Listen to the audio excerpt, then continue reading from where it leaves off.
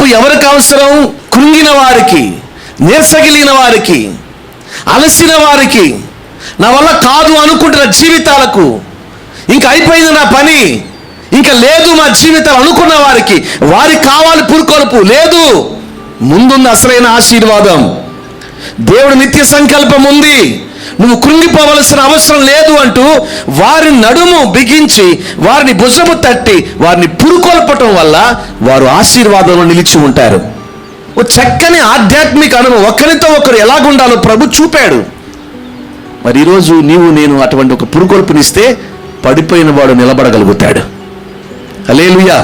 ఒక వ్యక్తిని మనం పురుకొల్పితే అక్కడ ఆత్మీయ ఉజ్జీవం కలుగుతుంది. దేవుని సేవకునిగా చెప్తున్నాను, కాస్త పురుకొల్పునివ్వండి మీ ఫ్రెండ్స్కి. మీ కాలేజీల్లో, మీ చదువుకునే చోట కృంగిపోతూ ఉంటారు. నేను నా అనుకుంటూ బతకమాకండి. అనలారా మీరు కూడా నేను నా అనుకోవద్దు. కాస్త తోటి వారిని పురుకొల్పండి. వాళ్ళలో ఏదైనా బలహీనతలు ఉండొచ్చు, ఏదైనా సమస్యలు ఉండొచ్చు, వాళ్ళు ఎలాంటి వారైనా కానీ కాస్త పురుకొల్పండి. ప్రభువే ప్రేమించి హత్తుని చేర్చుకున్నాడు పేతురుని. మన యేసయ్య కంటే గొప్పవాళ్ళం కాదు కదా. ఆయన పురుకొల్పుని బట్టి ఈరోజు ఆదిమ సంఘం కట్టబడింది.